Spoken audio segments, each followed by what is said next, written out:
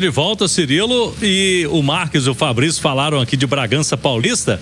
Ela chegou, viu, Cirilo? A chuva, chovendo agora aqui no segundo tempo da turma do bate-bola, 7h16, jogadores do Galo chegando em alguns minutos aqui no hotel em Atibaia.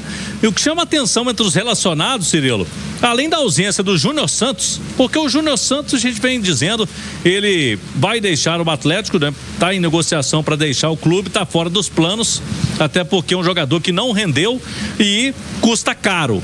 Agora, chama atenção também o volante Patrick, mesmo liberado pelo departamento médico, não foi relacionado pelo São Paulo nenhuma vez até aqui, desde o início desse ano. Patrick, que veio no passado do Palmeiras e teve problemas com lesões, por isso acabou jogando muito pouco. Oficialmente o Galo não fala que tem negociação, não está conversando com ninguém pelo Patrick, mas ele tem mercado, um jogador jovem. Agora vamos falar de assuntos aqui, Cirilo, relacionados às finanças do Atlético, porque o CEO do clube se manifestou, o Pedro Daniel, que é o novo CEO do Atlético. Ele participou da GaloCast, que é um programa da Galo TV, e a gente traz alguns trechos aqui dele, falando do aporte financeiro que o Atlético está esperando e como que o clube está trabalhando para um longo prazo nessa questão financeira. Hoje, de maneira operacional, o Atlético, ele consegue ser sustentável, tá? É possível a gente ter uma operação sustentável com a realidade atual. O ponto é que a gente tem um passivo elevado, né? Então, quando a gente fala um passivo, a gente tem uma dívida elevada, e hoje nós estamos falando no Brasil uma taxa de juros muito elevada. Estamos falando de 15% Selic, então a gente tem dívidas muito caras, né? E quando a gente fala de dívida cara, a gente paga muito juros, né? Então, pra você ter uma ideia, obviamente a gente vai soltar o balanço lá na frente, mas nós pagamos mais de 200 milhões de juros nesse último ano. Então, quando você olha 200 milhões que deixam de ser utilizados na nossa operação, né, principalmente no futebol, e na verdade a gente utiliza para pagar juros, a gente precisa reestruturar essa dívida, porque isso não está sendo eficiente, não está sendo interessante para a nossa operação. Então, quando a gente fala do aporte, a gente precisa atacar esse passivo que nos onera, né? O passivo que nos machuca no dia a dia. É aquela dívida do cheque especial, né? Você sabe que você precisa resolver logo, porque ela vira né? Ela vai crescendo muito rápido, porque ela tem um juros elevado. Então, quando a gente fala do aporte, é basicamente para atacar ela, né? Para que a gente pague menos juros e que a gente possa ter uma operação mais saudável, né? A gente está sim numa discussão bem avançada, né, em relação aos aportes, né, exatamente para que a gente alivie um pouco essa parte de juros. Mas sim, ele é necessário para o atingimento daquilo que a gente desenhou, daquilo que a gente quer para o Galo, né? É possível continuar como está? Mas talvez não seja a maneira mais eficiente e não é o que a gente quer para o Galo agora no médio prazo, tá? Então, por isso, esse movimento, essa estruturação que a gente está fazendo nesse momento. Esse aporte é emergencial, é urgente, porque é uma loucura. 200 milhões só de juros o Atlético pagou ano passado. Ele não falou errado, não. 200 milhões só de juros das dívidas bancárias. E o Pedro Daniel, CEO do clube, fala que também agora sobre contratações, porque o torcedor quer saber sobre o mercado da bola, como que funciona a questão de orçamento, até onde o Galo pode ir e como que é o planejamento para buscar reforço. O orçamento, ele foi muito desenhado no nível de conselho e diretoria executiva. Quando a gente fala da operação no futebol, a gente executa dentro daquilo que o orçamento está desenhado, tá? A comissão técnica, por exemplo, não participa da discussão de orçamento. Ela participa da discussão técnica de esse atleta tem aderência, esse perfil de atleta funciona para o meu estilo de jogo. Esse é o papel ali da comissão.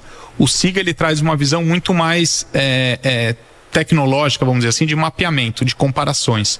É fantástico a tecnologia do SIGA. Eu já trabalhei com quase todos os clubes aqui no Brasil, tá? Assim, igual o SIGA, em termos de sistema, de pessoas, eu não encontrei, tá? Então, eles conseguem chegar no ponto de, enfim, não só da parte técnica, mas comportamental, se ele se encaixa, se ele vai ter aderência com o grupo atual. Então, assim, ele entra nesse mérito. E aí, quando a gente começa a discutir no mérito orçamentário, né, que foi a sua pergunta, a gente começa a ver que são escolhas, né? Então, a gente não tem um orçamento ilimitado. De falar assim, preciso de um lateral esquerdo. Então, pega o lateral esquerdo, vamos fazer um filtro e trazer o melhor. Apesar da gente ter contratado o Renan Lodge, né? Mas a gente tem um orçamento limitado, então são escolhas. Se a gente investir mais num atacante, a gente vai ter que ser mais conservador no zagueiro. Então, essa decisão, esse tipo de conversa, aí o Sampaoli e a comissão técnica participam, né? Pra gente também saber qual que são as maiores necessidades. Então, a gente fala com uma boa frequência, tá? Mas siga, comissão técnica, Paulo Brax, eu e, dependendo da situação, o conselho, é uma decisão única, né? Então todos participam do processo. Ninguém toma decisão isolada, tá? Tá bom. Tá aí então Pedro Daniel explicando um pouquinho pro torcedor como funciona, porque o Galo agora é clube empresa, Cirilo, então tem um orçamento a ser seguido e nesta situação Paulo Brax, que é o homem forte do futebol, tem que alinhar ali com o Siga, com o Sampaoli, comissão técnica, buscar reforços no mercado. Ele citou o Renan Lodge, que estava sem clube, então ele veio sem um custo de transferência, e desses que chegaram até aqui, o que custou mais caro foi o Cassierra, na casa dos 10 milhões de euros. Beleza, Cláudio, entrevista importante, falas importantes aí do Pedro Daniel. O Cláudio citou o Patrick, o Edu, você acha que merecia mais minutos, assim? Evidentemente, né? É uma pergunta difícil de ser respondida, porque boa parte desse tempo ele esteve no departamento médico, né? Não dá pra saber, né? Por desempenho, a gente não tem a menor ideia. Claro que merecia porque é jovem. No Palmeiras chamou atenção. Trabalhei em alguns jogos dele na base do Palmeiras, inclusive contra o Cruzeiro na Copinha, e ele foi bem, não lembro se era Copinha ou Brasileiro agora, não me recordo, Copa do Brasil, mas foi bem, marcou gol, contra o América também, se eu não estiver enganado. Então, é bom jogador, Cirilo, mas é aquela coisa, né? Quem tá no dia a dia, que acompanha, sabe como é que tá o rendimento. Talvez, além da lesão, o dia a dia tem mostrado para o clube, para a comissão técnica, que talvez seja um melhor momento ou para emprestar ou para vender. Fato é que a gente viu muito pouco do Patrick com a camisa do Galo por conta de lesões, mas que tem talento, tem. Como é que você encara, Marques? Mostra que neste momento, Cirilo, o Patrick está fora dos planos. Você vê um atleta que o Atlético perdeu no jogo contra o Pousão, o Alexander, que joga mais ou menos na mesma função, vai ficar um tempo no estaleiro e de repente abriria uma brecha para mais um homem de campo, pelo menos para ir para o banco, e ele nessa hora preterido. Então imagina-se que de fato ele esteja neste momento fora dos planos. E aí, diante disso, é urgente para o Atlético, questão de emergência, trazer um homem ali para aquele setor, trazer um primeiro volante.